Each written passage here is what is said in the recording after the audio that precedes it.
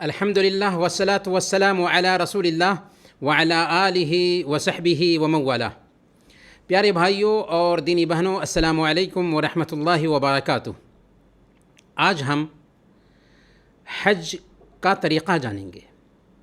حج کی 3 قسموں میں سے ایک حج تمتع ہے، اور عام طور پر بر صغیر ہند و پاک کے حجاج کرام حج تمتع ہی کرتے ہیں، جس میں پہلے عمرہ کر لیا جاتا ہے، پھر اس کے بعد حج کیا جاتا ہے۔ ایسی حالت میں حاجی عمرہ کرنے کے بعد احرام کا لباس اتار کر معمول کے مطابق زندگی گزارتا ہے، پھر 8ویں ذی الحجہ کو جہاں پر حاجی ٹھہرا ہوا ہوتا ہے وہیں سے حج کا احرام باندھتا ہے۔ تو حج کا یہ طریقہ کیا ہوگا، آئیے ہم اسے جانتے ہیں۔ حج اور عمرے کی شروعات احرام سے ہوتی ہے، جو حج اور عمرہ کا پہلا رکن ہے، پہلا پیلر ہے۔ احرام باندھنے کا طریقہ یہ ہے کہ میقات پر پہنچنے کے بعد احرام باندھنے سے پہلے خوب پاک صاف ہو لیا جائے، ضرورت ہو تو ناخن تراش لیں، غیر ضروری بال صاف کر لیں، اور پھر مسنون طریقہ سے غسل کریں۔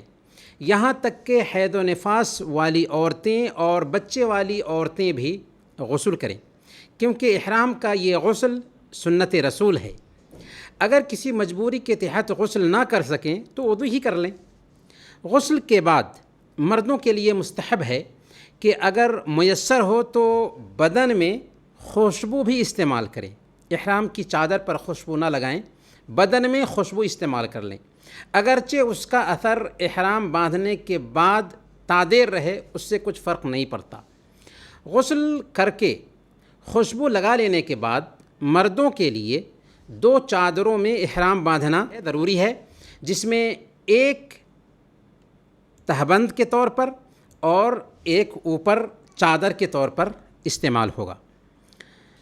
مرد کو احرام کے لیے سفید چادریں استعمال کرنی چاہیے، کیونکہ یہ افضل ہے، جبکہ رنگین چادریں بھی استعمال کی جا سکتی ہیں۔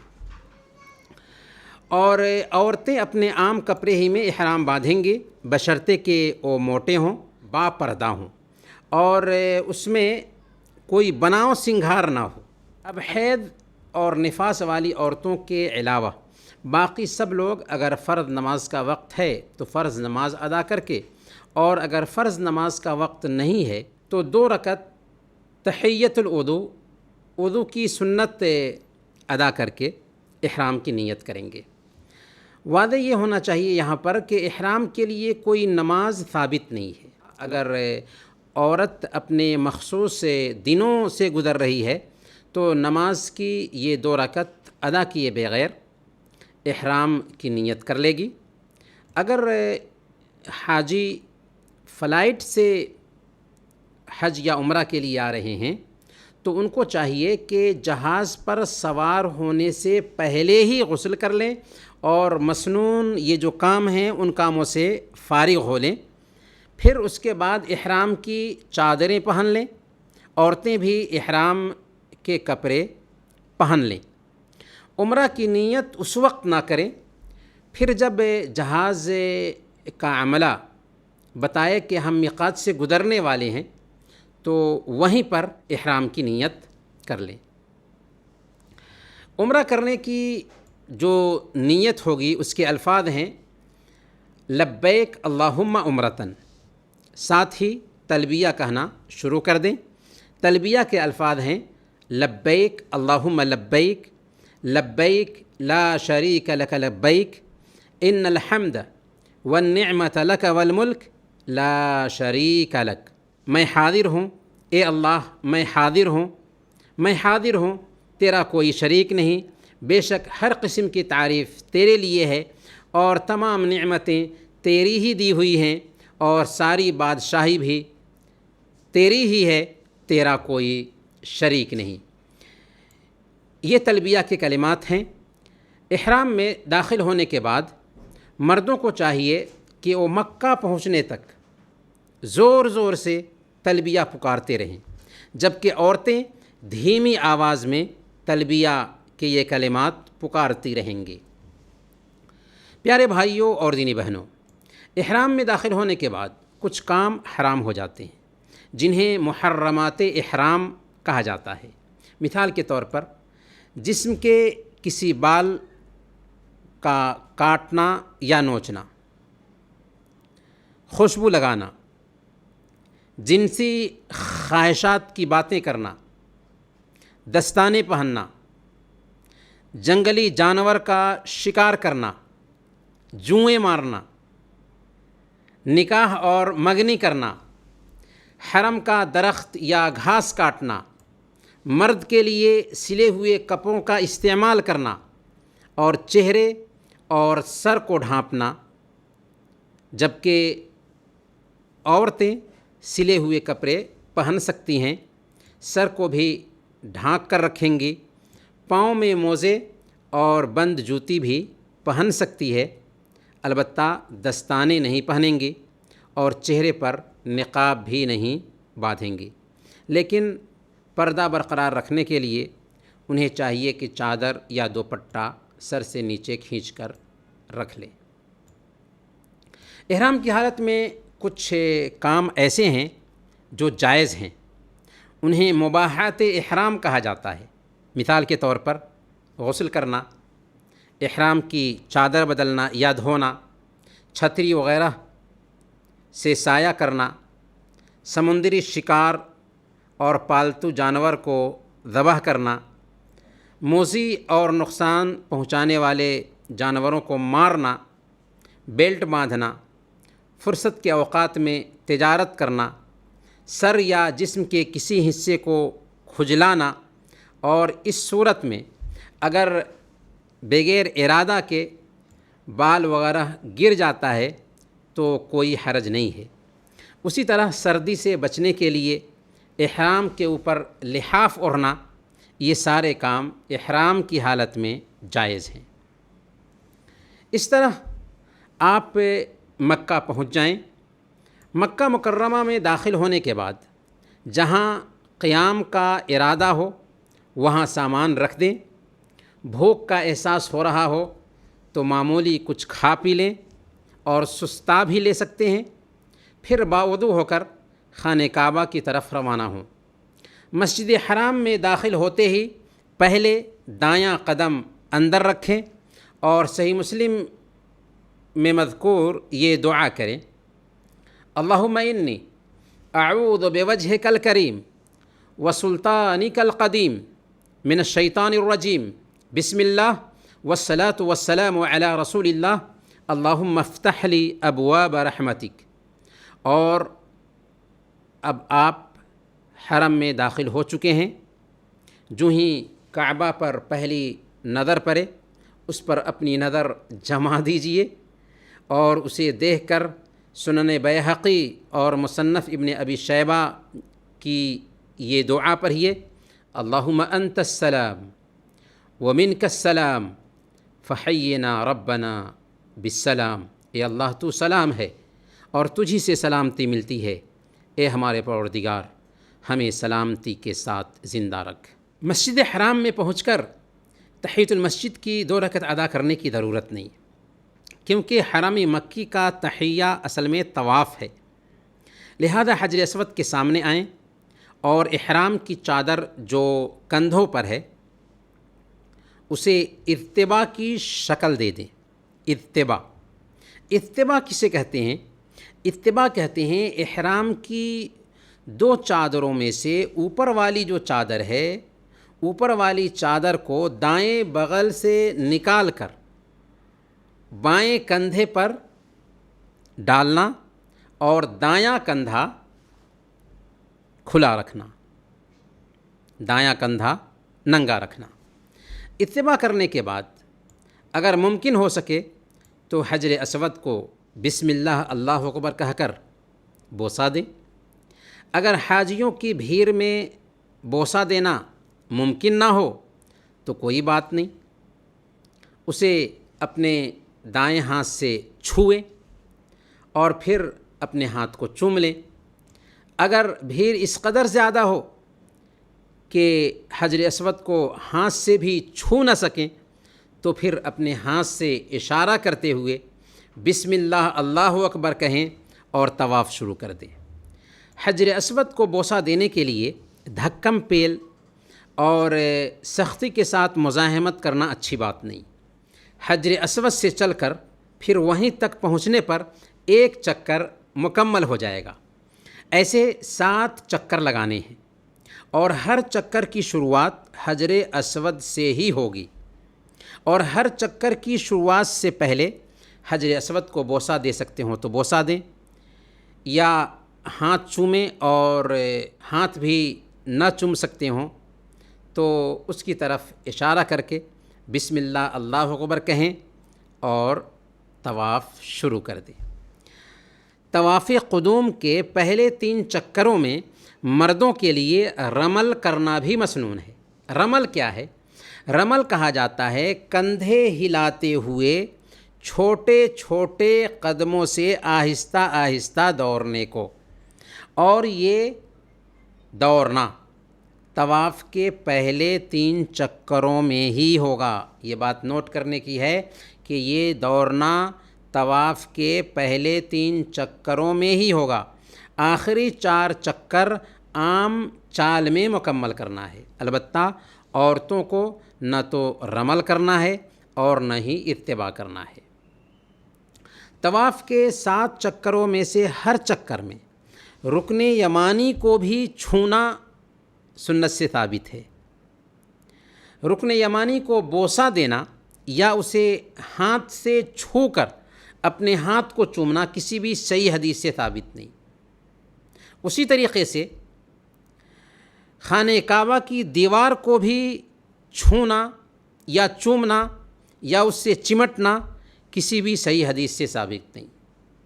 اگر بھیڑ کی وجہ سے رکن یمانی کو چھونا ممکن نہ ہو تو اس کی طرف اشارہ کرنا بھی ثابت نہیں۔ حجر اسود اور باب کعبہ کے درمیان والی ایک جگہ خاص ہے جس کا نام ملتزم ہے، اس کے ساتھ چمٹنا اور اس پر اپنا سینہ، ہاتھ، بازو اور چہرہ رکھنا یہ مسنون ضرور ہے۔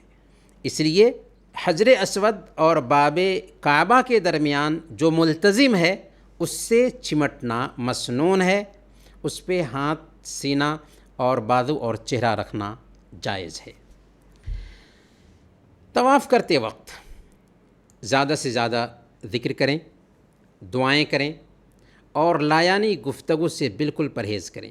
طواف کے ہر چکر کے لیے مخصوص دعا یا ذکر صحیح حدیث سے ثابت نہیں ہے۔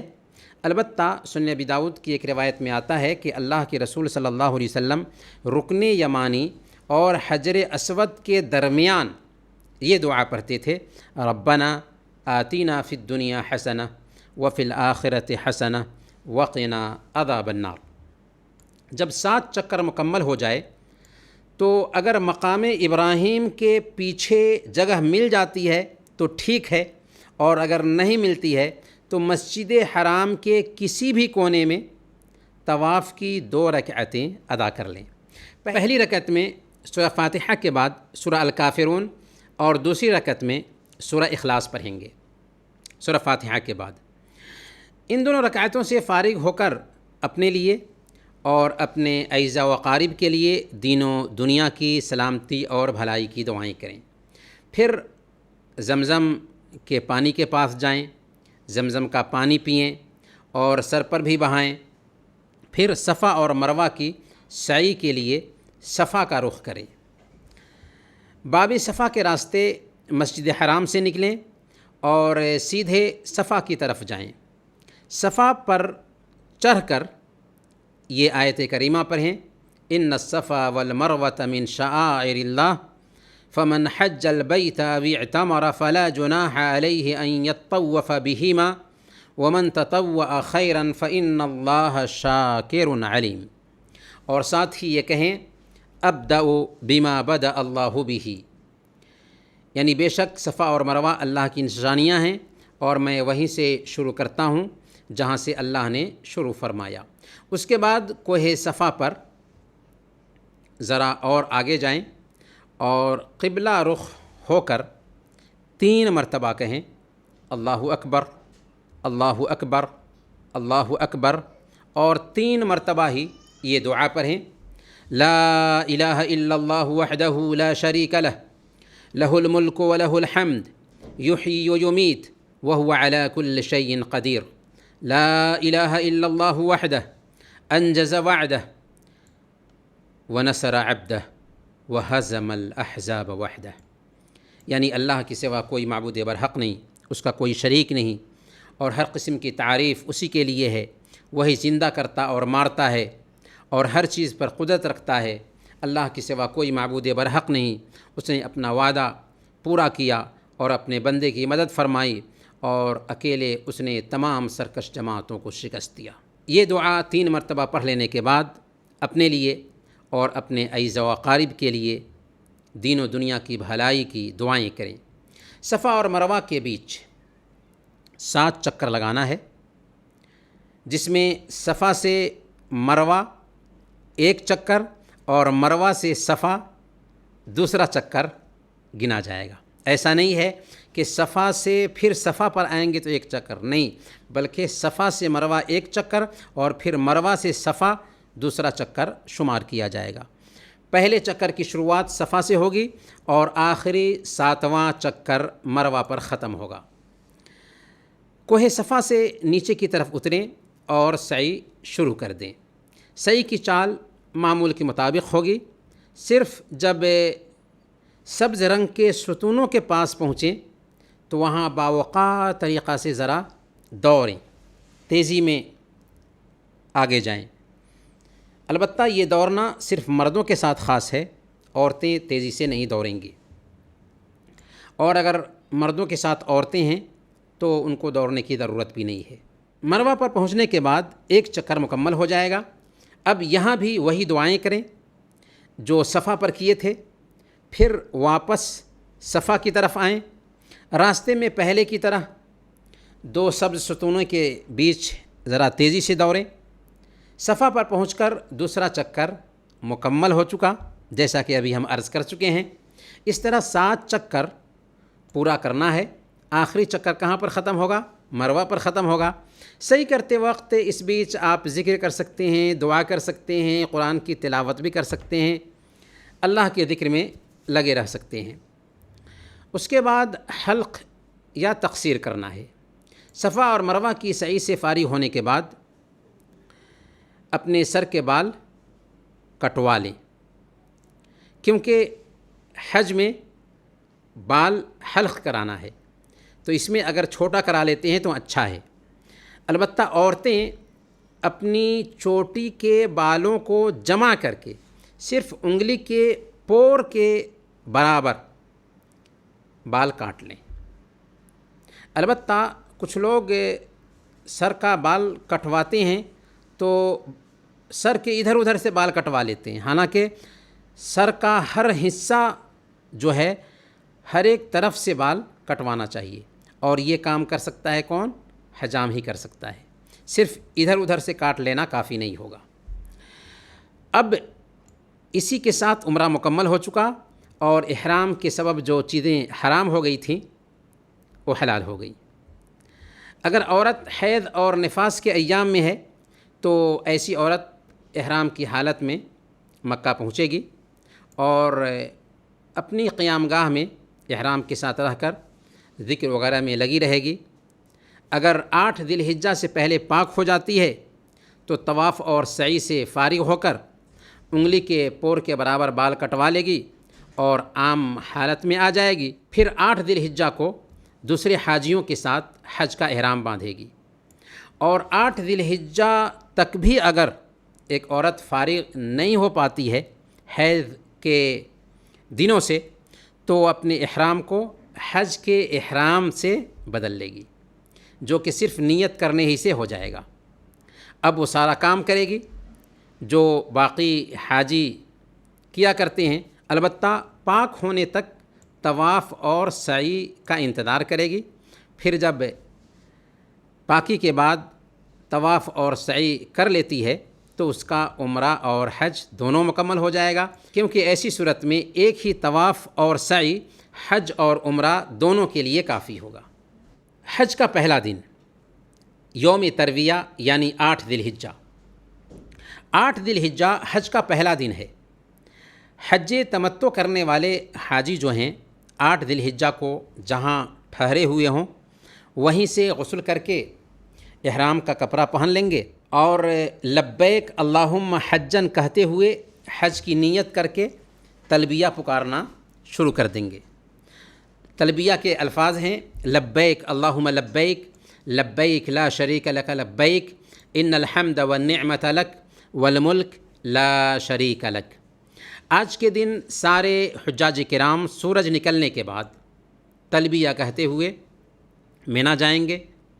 وہاں ظہر، عصر، مغرب، عشاء اور فجر کی نمازیں ادا کرنی ہیں، 5 وقت کی نمازیں۔ ظہر، عصر اور عشاء کی نمازیں قصر کر کے 2 گانا ادا کی جائیں گی، یعنی 4 رکعت کی نمازیں 2 رکعت ادا کی جائیں گی۔ اس طرح 8ویں ذی الحجہ کو 5 وقت کی نمازیں مینا میں ہی ادا کرنی چاہیے۔ ہاں اگر مجبوری ہو تو رات کو بھی مینا پہنچنا جائز ہے اور اس پر کوئی فدیہ بھی نہیں ہے، بلکہ اگر مجبوری کی وجہ سے 8 ذی الحجہ کو مینا نہ پہنچ سکا کوئی آدمی اور 9 ذی الحجہ کو صبح میں عرفات پہنچ جائے تب بھی اس کا حج مکمل ہے۔ حج کا دوسرا دن یوم عرفہ یعنی 9 ذی الحجہ۔ حج کے دوسرے دن یعنی 9 ذی الحجہ کو عرفہ کا دن کہا جاتا ہے۔ فجر کی نماز مینا میں ادا کرنے کے بعد کچھ دیر ذکر الہی میں گزاریں، پھر سورج نکل جائے تو لبیک اللہم لبیک تلبیہ پکارتے ہوئے مینا سے عرفات کے لیے نکل جائیں۔ سورج نکلنے سے پہلے ہی عرفات کے لیے نکلنا صحیح نہیں ہے۔ عرفات پہنچ کر سورج ڈھلنے تک یعنی زوال سے پہلے تک نمیرا گھاٹی میں اگر ممکن ہو سکے تو ٹھہرے رہیں جو عرفات سے پہلے ہے، ورنہ اگر عرفات کے میدان میں چلے بھی جائے تو بھی کوئی حرج نہیں۔ البتہ سورج ڈھلنے کے بعد عرفات میں ٹھہرنے کا وقت آ چکا ہوتا ہے، اس لیے آپ یقین کر لیں کہ آپ واقعی عرفہ کے اندر ہیں۔ وقوف عرفہ چونکہ حج کا رکن اعظم ہے اور اللہ کے نبی صلی اللہ علیہ وسلم نے فرمایا کہ الحج عرفہ، یعنی میدان عرفہ میں وقوف کرنے کا نام ہی حج ہے، گویا کہ اگر کسی سے وقوف عرفہ رہ گیا تو اس کا حج ہی نہیں ہوگا۔ عرفات میں سورج ڈھلنے کے بعد اگر ممکن ہو سکے تو چونکہ پہلے خطبہ ہوگا امام کا، اس کے بعد ظہر اور عصر کی نماز ہوگی، تو اگر ممکن ہو سکے تو امام کا خطبہ سنیں اور امام کے ساتھ ظہر اور عصر کی نماز 1 اذان اور 2 اقامت کے ساتھ 2 رکعتیں کر کے پہلے ظہر ادا کریں، اس کے بعد عصر کی نماز ادا کریں۔ اگر امام کے ساتھ یہ نمازیں ادا کرنا ممکن نہ ہو تو اپنے اپنے خیمے میں بھی 2 رکعت کر کے ادا کر سکتے ہیں۔ عرفہ کے دن حاجیوں کے لیے روزہ رکھنا خلاف سنت ہے، کیونکہ اس دن حاجیوں کے لیے بہتر ہے کہ وہ کھائیں پئیں اور چست رہ کر کے زیادہ سے زیادہ دعا کریں، عبادت کریں۔ ہاں جو لوگ میدان عرفات میں موجود نہیں ہیں بلکہ اپنے اپنے ملکوں میں ہیں، اپنے اپنے گھروں میں ہیں، تو ان کے لیے عرفہ کا روزہ رکھنا بے پناہ اجر و ثواب کا سبب ہے۔ عرفہ کا دن حاجیوں کے لیے بہت زیادہ ذکر و فکر اور دعا اور ابتہال کا دن ہے۔ کوئی ایسا دن نہیں جس میں اللہ تعالیٰ یوم عرفہ سے زیادہ بندوں کو جہنم سے آزاد کرتا ہو۔ اسی لیے اللہ کے نبی صلی اللہ علیہ وسلم نے ارشاد فرمایا ان اللہ یباہی باہل عرفات اہل السماء فیقول لهم انظروا الى عبادی جاؤونی شعثا غبرا۔ بے شک اللہ تعالیٰ فرشتوں کے سامنے اہل عرفہ کے تئیں فخریہ طور پر کہتا ہے کہ میرے بندے کو دیکھو کہ وہ کس طرح گرد آلود اور پراگندہ بال ہو کر میرے لیے آئے ہیں۔ عرفہ میں ٹھہرنے کا وقت سورج ڈھلنے سے لے کر یعنی ظہر کا وقت ہونے سے لے کر 10ویں کی رات کو طلوع فجر سے پہلے تک رہتا ہے۔ اس دوران حاجی 1 گھنٹہ کے لیے بھی عرفات میں چلا جائے تو حج کا یہ رکن مکمل ہو جاتا ہے۔ میدان عرفات میں سورج ڈوبنے تک وقوف کرنا ہے۔ جب سورج ڈوب جائے تو مغرب کی نماز ادا کیے بغیر مکمل سکون اور اطمینان سے تلبیہ پکارتے ہوئے مزدلفہ کی طرف روانہ ہو جائیں۔ جب تک مزدلفہ کے قیام میں نہ پہنچیں مغرب کی نماز ہرگز ادا نہ کریں۔ کچھ حاجی لا علمی کی وجہ سے راستہ ہی میں نماز مغرب ادا کر لیتے ہیں، جو کہ خلاف سنت ہے۔ غرض ہے کہ مزدلفہ پہنچنے کے بعد سب سے پہلے مغرب 3 رکعت اور عشاء کی نماز 2 رکعت 1 اذان اور 2 اقامتوں سے باجماعت ادا کریں۔ ہاں، اگر بھیڑ کی وجہ سے لیٹ ہو جائے اور آدھی رات گزرنے کا ڈر ہو تو راستے میں ہی مغرب اور عشاء کی نماز ادا کی جا سکتی ہے۔ بہرکیف مغرب اور عشاء کی نماز پڑھ لیں اور اپنی ضروریات سے فارغ ہو کر سو جائیں۔ مزدلفہ میں سو جانا چاہیے۔ فجر کی نماز سنت سمیت ادا کریں، پھر اپنی جگہ پر خوب اللہ تعالیٰ کا ذکر اور اس کی تسبیح بیان کرتے رہیں۔ جب روشنی خوب پھیل جائے مگر ابھی سورج نہ نکلا ہو تو تلبیہ پڑھتے ہوئے منی کی طرف روانہ ہو جائیں۔ راستے میں محصر گھاٹی کو پار کرتے ہوئے تیز تیز چلیں۔ یہ وہ گھاٹی ہے وادی محصر جو ہمیں ہاتھی والوں کے قصہ کی یاد دلاتی ہے، جہاں اصحاب فیل یعنی ابرہہ کے لشکر کو اللہ نے تباہ اور برباد کیا تھا۔ عام حاجیوں کے لیے تو یہی حکم ہے کہ فجر کی نماز مزدلفہ ہی میں ادا کریں۔ البتہ عورتوں، بچوں اور کمزور لوگوں کے لیے جائز ہے کہ آدھی رات کے بعد ہی مزدلفہ سے منی کی طرف روانہ ہو جائیں۔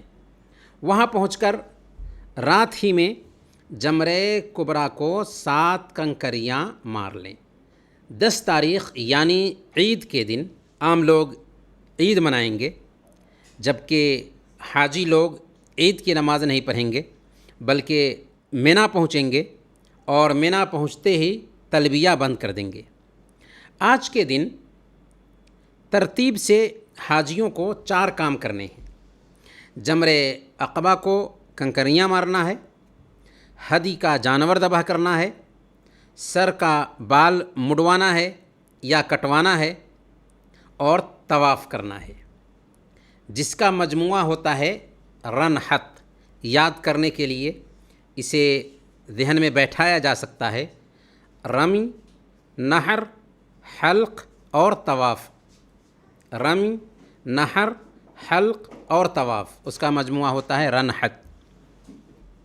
اور یہ ترتیب جو ہے جمہور علماء کے نزدیک سنت ہے، اس لیے اگر ان 4 کاموں میں آگے پیچھے ہو جائے تب بھی کوئی حرج نہیں ہے۔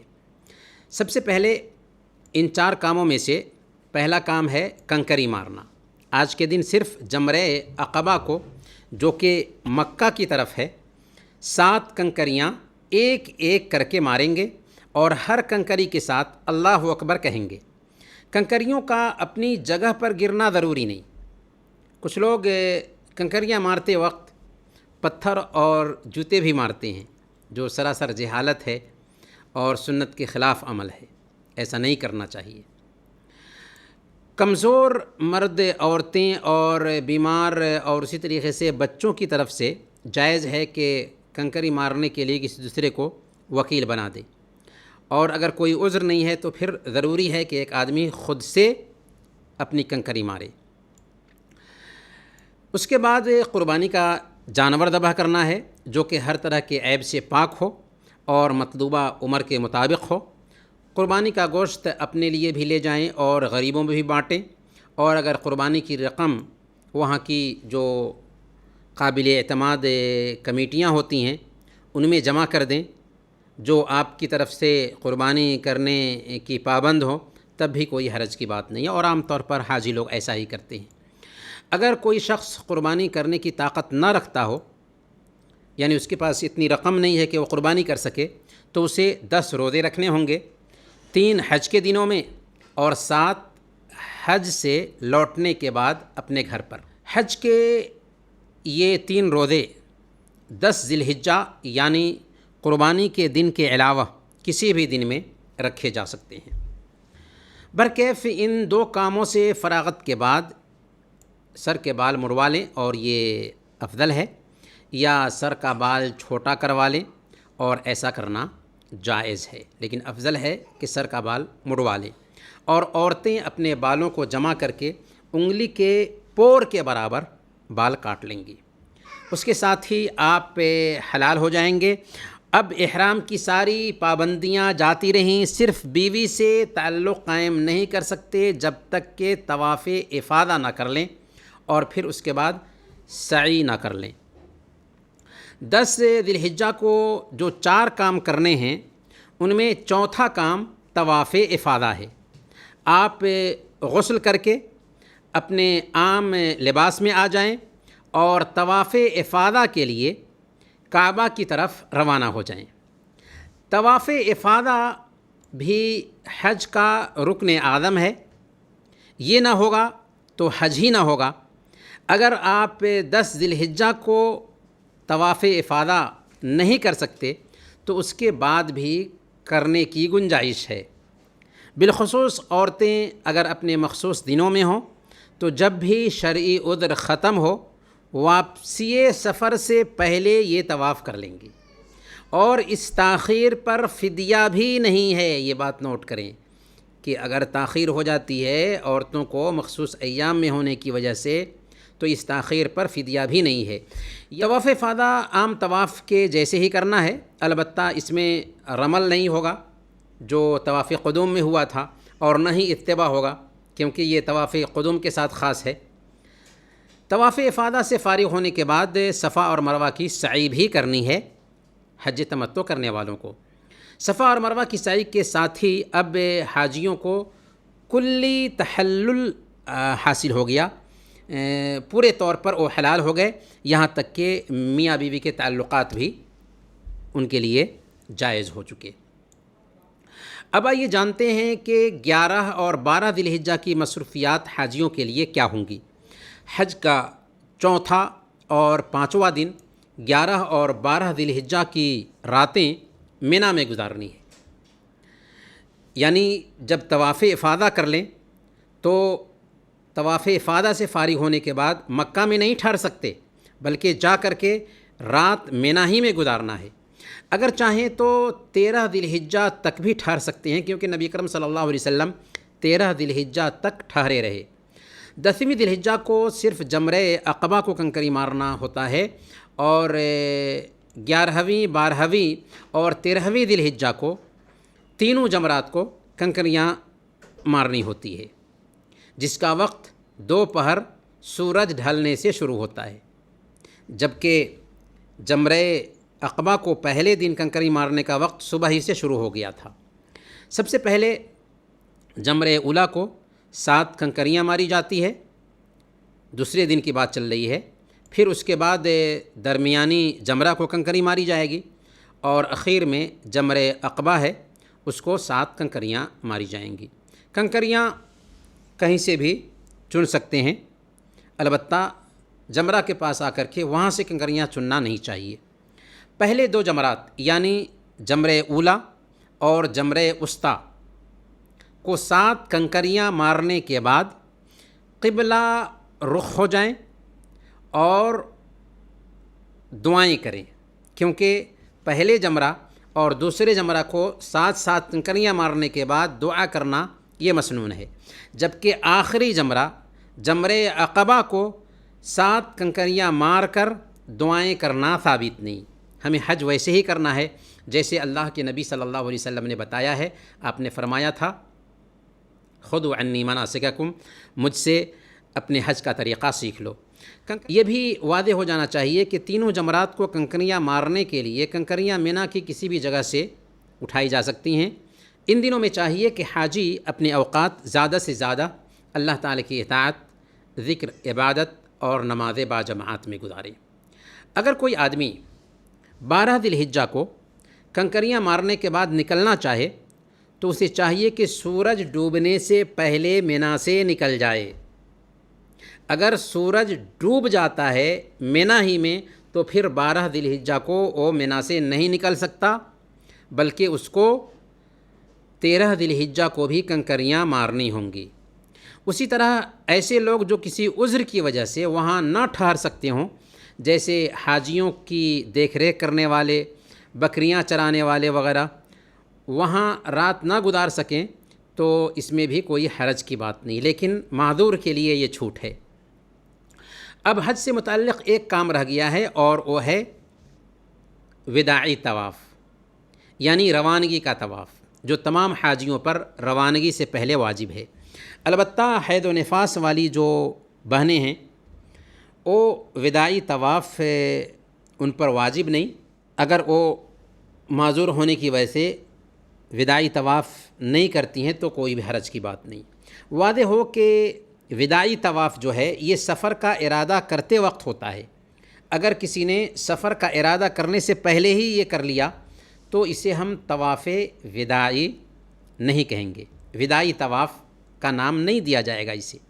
پیارے بھائیوں اور دینی بہنوں، مکہ میں حج مکمل ہو جاتا ہے اور اس میں کسی طرح کی کمی باقی نہیں رہ جاتی ہے، لیکن مسجد نبوی کی زیارت اور اس میں نماز پڑھنے کی نیت سے مدینہ کا سفر کرنا بھی بہتر ہے، افضل ہے، کیونکہ اس مسجد میں ایک رکعت نماز خانہ کعبہ کے علاوہ دوسری مسجدوں میں 1000 رکعت نماز ادا کرنے سے افضل ہے۔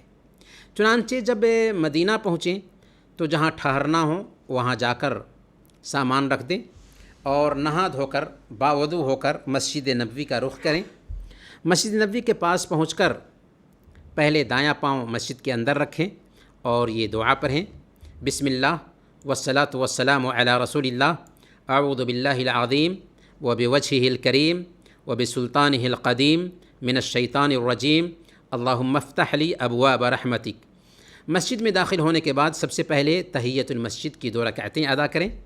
اگر روضۃ الجنہ میں جگہ مل جائے تو ٹھیک، ورنہ مسجد کے کسی بھی حصے میں یہ 2 رکعتیں ادا کر لیں، کیونکہ روضۃ الجنہ یہ جنت کی کیاریوں میں سے ایک کیاری ہے۔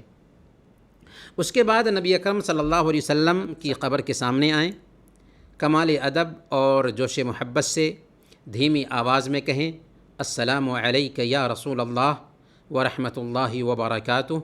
اس کے بعد درود شریف پڑھیں، افضل ہے کہ درود ابراہیمی جو نماز میں پڑھی جاتی ہے وہ پڑھیں۔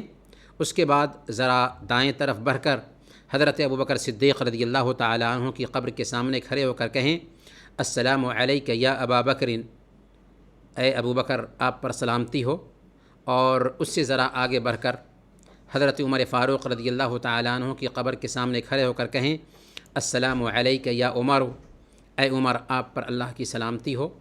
یہاں پر یاد رکھنے کی بات یہ ہے کہ قبر شریف کی دیواروں اور جالیوں کو چھونا، انہیں چومنا اور اس کا طواف کرنا ہرگز جائز نہیں، اس لیے زائرین کو چاہیے کہ ہر اس کام سے بچیں جو شریعت کے خلاف ہو۔ قیام مدینہ کے دوران بقیع الغرقد کی زیارت کے لیے بھی جائیں، بقیع میں مدفون صحابہ کرام اور دوسرے مسلمانوں کی مغفرت کے لیے دعائیں کریں۔ اسی طرح جبل احد کی طرف بھی جائیں اور وہاں حضرت حمزہ اور احد کے شہیدوں کے لیے دعائیں کریں۔ اسی طرح مسجد قباء کی بھی زیارت کے لیے جائیں اور وہاں جا کر 2 رکعت نماز ادا کریں، کیونکہ مسجد قباء میں 2 رکعت نماز ادا کرنا ایک عمرہ کے ثواب کے برابر ہے۔ برکیف یہ رہی حج کی ہلکی سی جھلک۔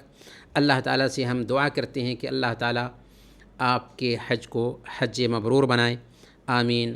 وصلی اللہ علی نبینا محمد وعلی آلہ وصحبہ اجمعین۔